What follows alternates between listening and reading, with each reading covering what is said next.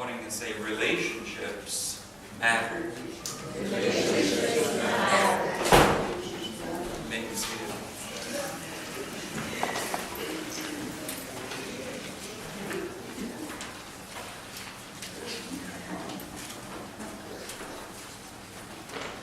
Relationships matter. Hospitality matters. In the Old Testament, hospitality was prescribed in the Scriptures.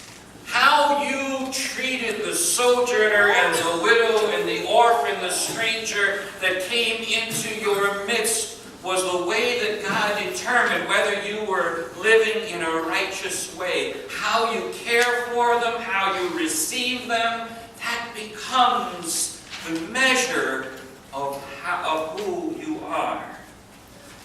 And hospitality was important in those days.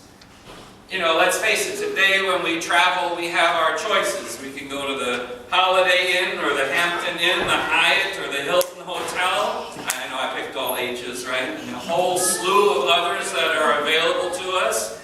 And when we go to any of these hotels, we expect hospitality there, but we expect it, why? Because we're paying for it, right? And if we don't get the hospitality we expect, we write a bad review on Yelp or Facebook or whatever, TripAdvisor, and say something about the hospitality that we received or did not receive. Huh? But it seems like fewer and fewer people stay with someone else and share that moment and that time of hospitality that might be offered by another person, by a friend, or even sometimes by a stranger. So what is hospitality in our day and age? I wanted to share with you an experience that I had back in the late 1980s, at the time living with my family in the Bronx. And I had just been involved with Habitat for Humanity. It was still a lot younger organization back then. And we had a steering committee for the Bronx team. We're not yet a full-fledged chapter. And in fact, there was some restructuring going on, so I had just become, I think, appointed. Maybe I'd stepped out of the room for a moment, I don't know. And I was informed I was the new chair of the steering committee for the Bronx Habitat for Humanity. And I said, okay, well, we'll take that on. I don't mind that because I enjoy the work that we do and what we're planning to do. And I said, well, what do I need to be aware of? And he says, oh, well, you should know that we have an intern coming in real soon. I said, oh, okay, I think that's good news. So, you have to ask certain questions. Well, what are the arrangements for the new intern? Oh, well, he's coming in soon, like this week or next week, but we've got it all taken care of. I said, okay, so what does that look like? Well, he's staying with so-and-so for a couple of days, and then he's going to be with this other member of the steering committee for a few days, and he's going to be with me for a week, and then the next week after that, we think that so-and-so is going to take, and we're like, wow, this is really going to be difficult. And this is not a person who lives in the Bronx, who knows the Bronx, who knows their way around. And what you're saying is that every couple of days he's going to have to stop and say, oh, where do I live? Where am I supposed to go? How am I supposed to get around? It's a big and confusing. It's one borough of a city that's larger than many cities are all by themselves.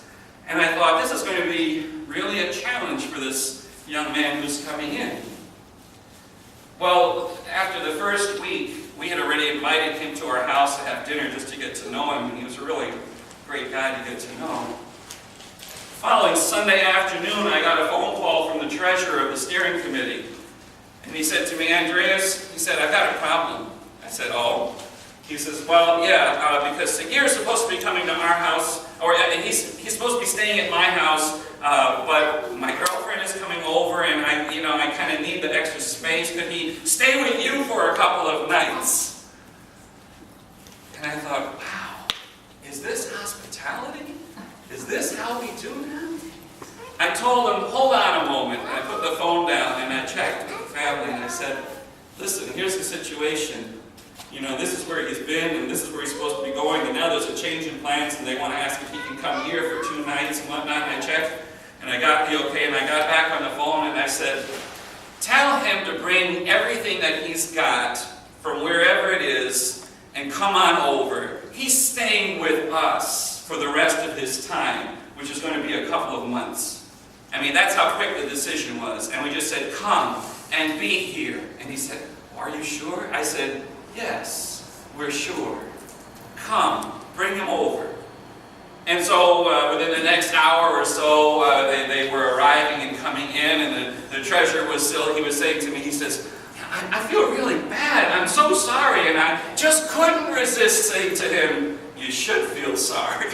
You should feel bad. Because the way you just treated this person is no way to treat anybody, especially not an intern, because let's face it, right? An intern basically means you have somebody working for you for practically nothing, and they're going to do all kinds of hard work. You've got to treat somebody with a little bit of decency and respect. And so he came over and he spent the next couple of months for the rest of his term with us. His name was Sigir Busov. He was a student at Antioch College in Ohio. He was from Algiers, and being from Algiers, he was Muslim. He came and became a part of our family. We shared meals together, we shared laughter together. He taught us a few dishes that I still love to make, that are just really great food, and we became as one. He loved my children who were young and who were growing up at that time. And we just enjoyed each other's company when we were together. An interesting note was that I really, through him, for the first time ever learned about the month of Ramadan as the Muslims fast during the day. And poor Sigir, he was, after all, a college student. And you know what that means, right? He didn't like to get up early in the morning. And if you're fasting all day as a Muslim, the only way you can eat early is if you get up before sunrise. And Sigir almost never made it up that early. And so he'd get up and you'd hear a moan, oh my God, it's already, sun is already up, what am I going to do? And he'd have to make it through the whole day without anything. And usually by the time we were eating, the sun was still up at dinner time, so he had to wait and watch. And then as soon as that was over, he could either have our food, or he would, more often than not, run out to the Chinese store and just load up on everything and bring stuff and say, here, eat with me, come, let's eat and let's join this together. And we would eat together. I think he kept that restaurant in business all by himself for that month of Ramadan. And so we experienced a relational opportunity to share with somebody else who didn't know it all before. There's a risk involved. You don't know what's going to happen. You don't know how it's going to work out. But more often than not, I find that when we've opened ourselves up to that kind of hospitality, where there's nothing expected in return, there was no way he could pay us back, nor was there ever any expectation of that. But we built a relationship together that came out of that sense of hospitality that we enjoyed together, one with each other. And still, every so often, we don't keep in touch too much now, but still have fond memories of that time when he stayed in our home. So if hospitality is so important, then why in our short gospel lesson this morning, where Martha finds Jesus and offers her hospitality, brings Jesus into her home, why is it that Jesus seems to admonish her in the midst of her hospitality? Here she's taken on the role, and she's taking it seriously. And you know how I have two sisters, but I didn't grow up with them. But, anybody sisters, right? I mean, you always get along really well, right? Oh, maybe not? You mean kind of like Mary and Martha, maybe? Like, Jesus already, would you tell her to please? She's leaving me to do all the work, all by myself. Can I get a little help here? And Jesus turns to her and says, Martha, Martha, your sister has chosen the better part. She's come to hear, she's come to listen, she's come to receive something, and here all you're doing is all the work.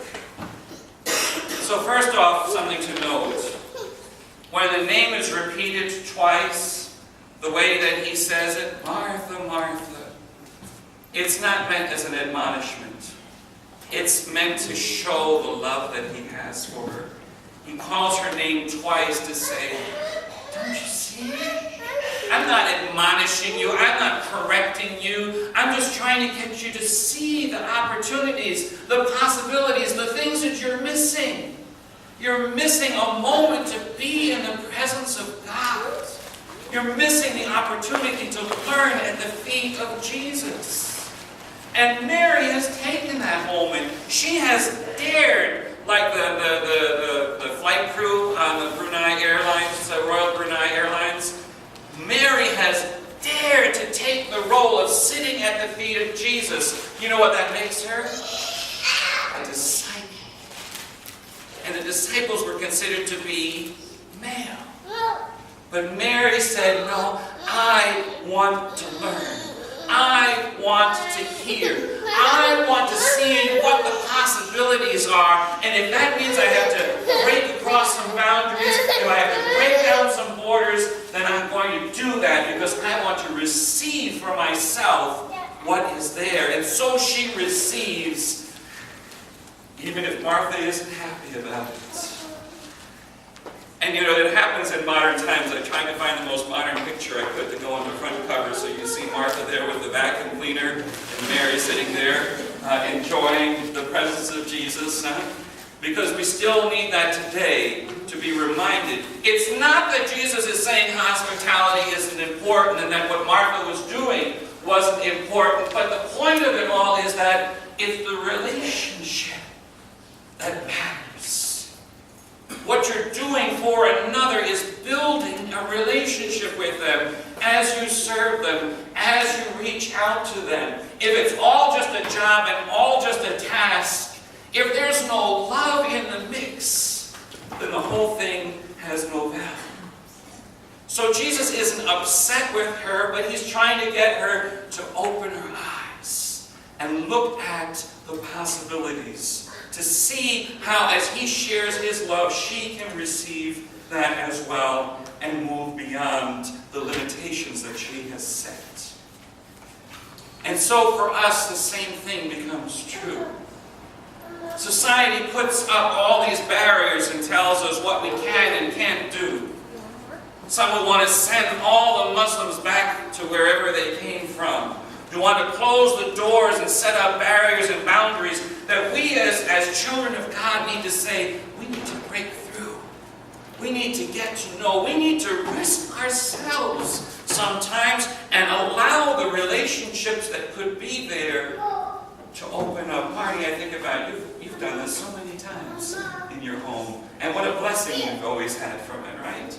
I mean, Marty, every holiday season brings her students along. That are experiencing that. And it's a time for us to share together, to listen to God, to listen to others, to listen to the still, small voice within ourselves. Because even as we see that Jesus is God, so they're entertaining God in the New Testament, even as we hear Abraham and Sarah in their responses and hearing that they are taking care of God, in Hebrews it tells us that people have taken care of strangers and have actually hosted angels without realizing it. God's presence comes to us in ways that we can so easily miss if we're not open to a relational opportunity with Jesus and with others. So this morning, friends, I invite you for yourself. What are the boundaries that you set for yourself? What are the things that you think, oh, I could never do that? Stop for a moment and see if those boundaries are ones that you've created or allowed someone else to create for you. And if they maybe need to be broken down by sitting at the feet of Jesus? Or are there boundaries between you and neighbors, or when I mean neighbors, I don't mean necessarily the people that live next door to you, but the people who live in your community? Are you able to break through the boundaries that people set up just because they're of a different faith or of a different racial designation? And I say it that way because it's an artificial boundary. Or if because their sexual orientation is different than what we're used to. Do we set up boundaries? Or do we allow God to move the boundaries aside and come into relationship? Our world is so broken. We've seen that in the news. As Kevin asked me this morning, what should we pray for, Pastor? And I said, I almost don't even know anymore. Every week, there's a new tragedy, a new situation, and we don't even know how we should pray anymore.